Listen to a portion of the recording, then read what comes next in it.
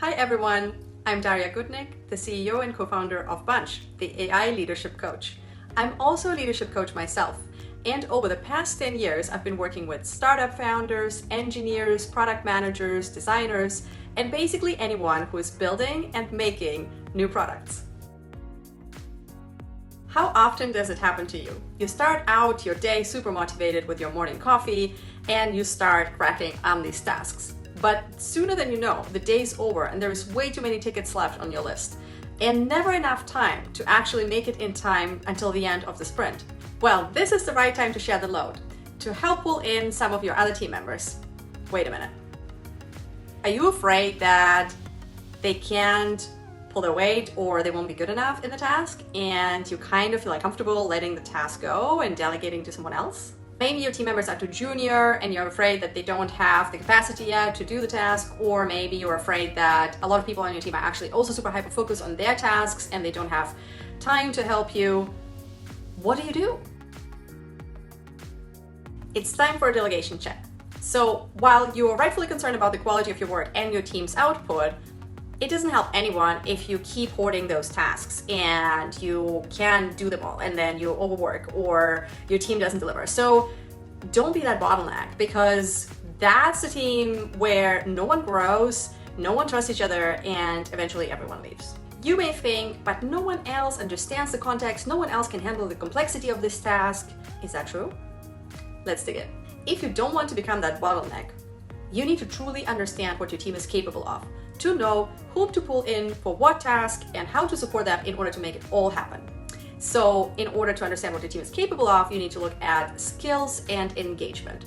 Skills being all the things that you know, knowledge, experience, expertise, what can a team member actually do, versus engagement being a mix of interest, motivation, commitment. So really their kind of intrinsic interest in performing a task and how much they're really in it. So the best thing that many people don't know is that you can actually engage anyone on your team independent of their skill and engagement levels. And that means though that you need to be a little bit intentional about it. So let's dig into a framework by the Engineering Management Institute that enables you to delegate to everyone on your team in the right way.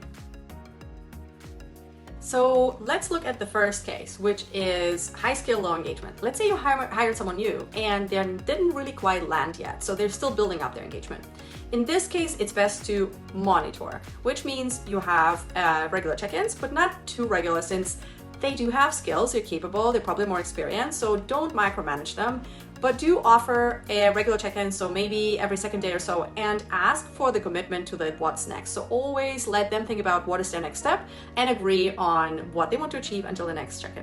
Let's look at the case when someone is low skill and low engagement. So let's say you have a junior member on the team that is kind of disengaged right now. Maybe because they haven't been able to make progress for a long time, they have lost their confidence, they're kind of like doubting whether they're really right on the team.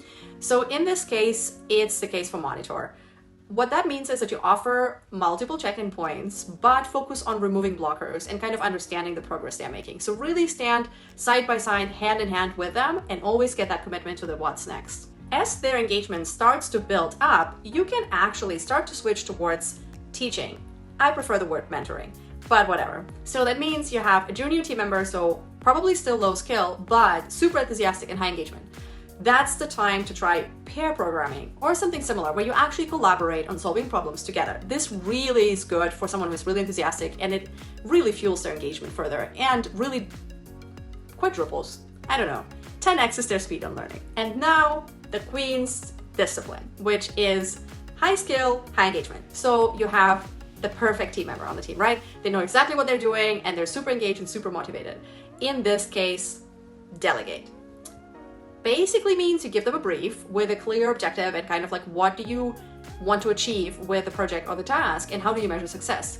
And then you can drop your thoughts and your ideas, but always mark it with, you probably have different ideas, you probably know how to do it better, this is what I was thinking, but if you start thinking about this, I'm sure you find even better ways.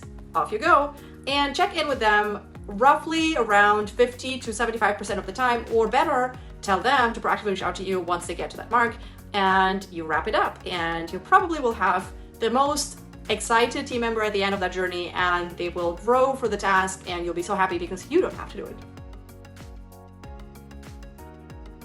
So play around with it, and as you deploy these 4 different methods in order to engage and basically transfer tasks from you to the team, you will see that more and more people will actually increase engagement, and they will move from control and monitoring stages into teaching and delegation stages.